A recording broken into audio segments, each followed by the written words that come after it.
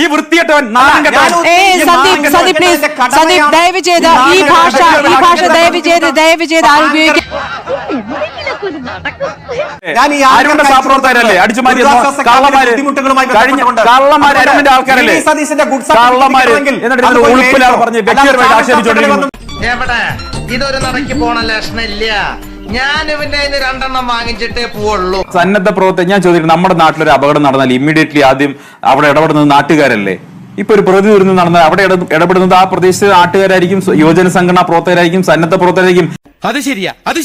അവിടെ ഫയർഫോഴ്സ് വരുന്നവരെ, NDRFന്റെ ടീം വരുന്നവരെ അവിടെ ആരും കാത്തു നിൽക്കാറില്ല. അപ്പൊ അവരാദ്യം വന്നതിന് ശേഷം മാത്രമേ സന്നദ്ധ പ്രവർത്തകരെ വിളിക്കാവൂ. എന്ത് ലോജിക്കാണുള്ളത് ഈ മണ്ടത്തരം പറഞ്ഞിരിക്കുന്നത്? അത്രക്കുള്ള ബുദ്ധിയൊന്നും അതിനില്ലല്ലോ. ഒരോളം സൃഷ്ടിക്കാൻ തന്നെയാണ് ഈ സദാശിവം വന്നിരിക്കുന്നത്. മെഡിക്കൽ ടീമില്ല എന്ന് പറഞ്ഞു. എല്ലാ ക്യാമ്പിലും മെഡിക്കൽ ടീമുണ്ട്. റിലീഫ് ക്യാമ്പുകളുമായി ബന്ധപ്പെട്ടിട്ടുള്ള SOP-ൽ മെഡിക്കൽ ക്യാമ്പ് നിർബന്ധമാണ്. അതാത് പ്രദേശത്തെ ഹെൽത്ത് സെന്ററുകളുടെ, സർക്കാർ ആശുപത്രികളുടെ ഡോക്ടർമാരുടെ മേൽനോട്ടത്തിൽ എല്ലാ ക്യാമ്പുകളിലും അത്യാവശ്യത്തിനുള്ള മരുന്നുകളും ചികിത്സാ സംവിധാനങ്ങളും ഉണ്ട്.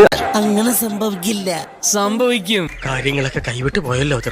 ഇത്തരം ഒരു മെഡിക്കൽ ക്യാമ്പിൽ പോയി ആ ഡോക്ടർമാരെയും വിഷ് ചെയ്തിട്ടാണ് ഞാൻ ഈ ചർച്ചയ്ക്ക് വന്നിരിക്കുന്നത്. ശരി, അഡ്വക്കേറ്റ് കെ. സരൺകുമാർ, ഇപ്പോൾ അങ്ങ് എത്ര ക്യാമ്പുകളിൽ നേരിട്ട് അവിടുത്തെ സ്ഥിതി കണ്ടു മനസ്സിലാക്കി? കഴിഞ്ഞ തവണത്തിൽ നിന്നും എന്ത് വ്യത്യാസവും എന്ത് തരത്തിലുള്ള കുഴപ്പങ്ങളും അങ്ങയുടെ നേരിട്ട് ശ്രദ്ധയിൽപ്പെട്ടത്? കുഴപ്പം വല്ലതും ഉണ്ടോടാ? ഡാം തുറന്നു വിട്ട് ആയിരക്കണക്കിന് ആളുകളെ കൊന്നു എന്നൊരു വാക്ക് പറഞ്ഞു. ഈ ഓരോ ചെറുതായിട്ടൊന്ന് വെടിവെച്ച് മഹാത്മാഗാന്ധിയെ കൊന്നു എന്ന് പറഞ്ഞ കാലത്തെ സന്ദീപ് വാര്യരല്ല ഇപ്പൊ. ഈ ആയിരക്കണക്കിന് എന്നൊക്കെ വന്ന് ഇത്തരം ചർച്ചകളിൽ വന്ന് നുണ പറയരുത്. ഇങ്ങനെയുണ്ടോ കള്ളന്മാര് ലോകത്ത്? നട്ടാക്കുരുക്കത്തെ നുണകൾ പറയല ഇവന്റെ ഹോബി. നീ നിന്റെ പണി നോക്കി പോടച്ചക്ക. രണ്ടാമത് അദ്ദേഹം പറഞ്ഞു, പ്രളയവുമായി ബന്ധപ്പെട്ടുകൊണ്ട് ഫണ്ട് പിരിച്ച് നിങ്ങൾ ആ ചൂരപ്പാലം ഇവിടെ പോയി നിലവിലുണ്ടോ ഉണ്ടോ എന്ന് കൃത്യമായിട്ട് താങ്കൾ ഇവനൊക്കെ എവിടുന്ന് വരുന്നത്? ഇത് കേട്ടിട്ട് ഈ ചർച്ച പങ്കെടുക്കുന്നത്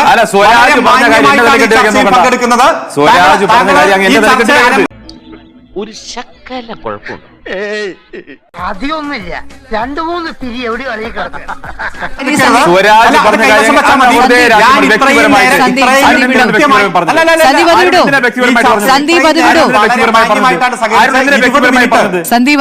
വ്യക്തിപരമായി പറഞ്ഞത്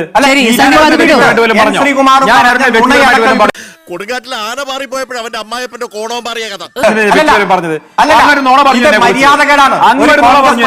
അത് സ്വരാജ് പറഞ്ഞ കാര്യം എന്റെ തല കെട്ടിവെക്കാൻ ശ്രമിച്ചു. അവനെ കൊല്ലുവാ.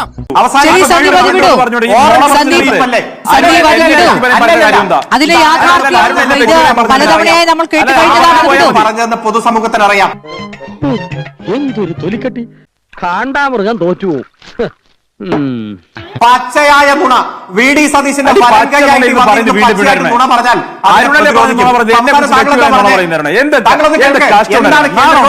നൽകിയ നിർദ്ദേശം ഇയാൾക്ക് കനത്തതോ ഉളുപ്പുണ്ടോ? ചിരിയെങ്കിലും വിവരം ഉണ്ടോടാ നാണം കെട്ടവരെ. കനത്തതോ അതൊക്കെ കൈവശം പോയി പറഞ്ഞാൽ മതി. എന്റെ കൺട്രോൾ വിട്ടു. പോയി പറഞ്ഞാൽ മതി. രണ്ടെണ്ണം പടച്ചാലോ? ബ്യൂട്ടിഫുൾ ആയിരിക്കും. അയ്യോ വേണ്ട വേണ്ടേ? കനത്തതോ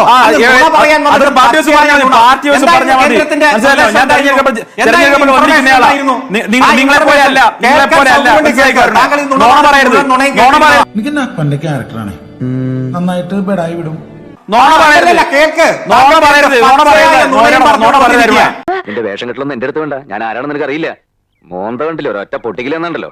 എന്നെ കുറിച്ച് വ്യക്തിപരമായി സ്വരാജ് പറഞ്ഞ കാര്യം എന്റെ തലയ്ക്ക് അത്രയ്ക്ക് ദേഷ്യം വന്നു. നിങ്ങളെ സ്വരാജ് പറഞ്ഞ കാര്യം എന്റെ തലയ്ക്ക് പൊട്ടന്ന ലോക പൊട്ടനാണ്. സ്വരാജ് പറഞ്ഞ കാര്യം സ്വരാജ് പറഞ്ഞ കാര്യം എന്റെ തലയ്ക്ക് കെട്ടിവെക്കില്ലേ? അതങ്ങ് പിൻവലിക്ക്. ഞാൻ ഈ സ്മൃതി പരിധിക്കാരൻ അയച്ചു കൊടുത്തിട്ടുണ്ട്. ഇവന്റെ ബലഹീനത മനസ്സിലാക്കില്ലല്ലോ. നിങ്ങൾ കള്ളന്മാരെ ഡിസാസ്റ്റർ ക്യാമ്പെന്ന് സാധനം അടിച്ചു മാറ്റിയ കള്ളന്മാരില്ലായിരുന്നു. അരുണിന്റെ കള്ളന്മാരല്ലേ നിങ്ങൾ ഡിസാസ്റ്റർ ക്യാമ്പിൽ സാധനം അടിച്ചു മാറി കളമശ്ശേരിയിലെ അരുണിന്റെ സഹപ്രവർത്തകർ ഇത് പ്രശ്നമാവും. അരുണിന്റെ സഹപ്രവർത്തകരല്ലേ അടിച്ചു മാറ്റിയ കള്ളന്മാര് കള്ളന്മാര് അരുണിന്റെ ആൾക്കാരല്ലേ കള്ളന്മാര് എന്നിട്ട് ഇതിൽ ഉൾപ്പിലാണ് പറഞ്ഞ് വ്യക്തിപരമായിട്ട് ആക്ഷേപിച്ചുകൊണ്ടിരിക്കുന്നു. എന്റെ കുട്ട ഇതിലൊക്കെ ഭേദം നീ വാ തുറക്കാതിരിക്കുന്നതാ. എന്തുവാണ് ഇത്? പറയണ്ട ഉൾപ്പില്ലാതെ ആക്ഷേപിച്ചുകൊണ്ടിരിക്കുന്നു.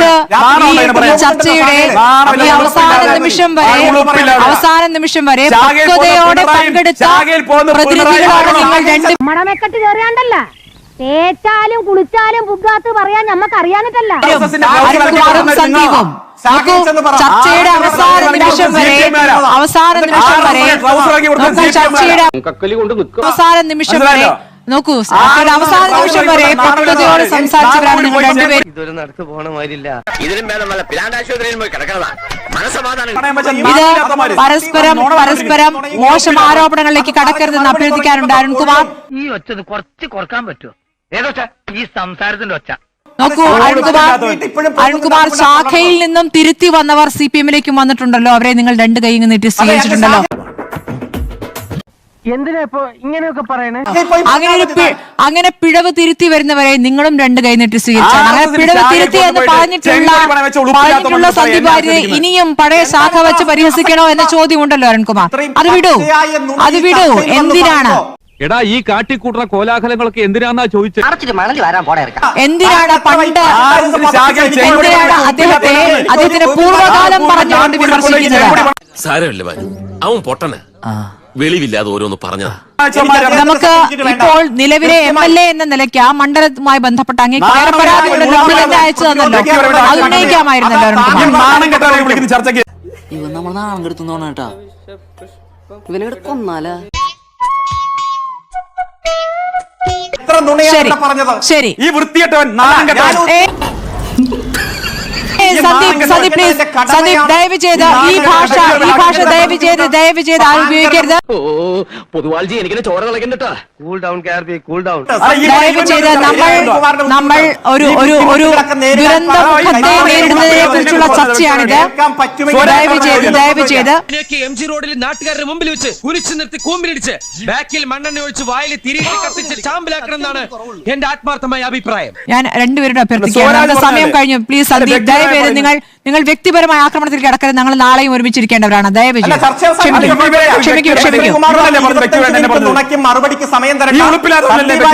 ശരി, വളരെ നന്ദി. പഴശ്ശിയുടെ യുദ്ധങ്ങൾ കമ്പനി കാണാൻ പോകുന്നതേ ഉള്ളൂ. ഇനി ഞാനിവിടെ നിന്ന് ഡയലോഗ് പറഞ്ഞ കരഞ്ഞു പോകും. ഉസ്മാനെ രക്ഷപ്പെട്ടോ.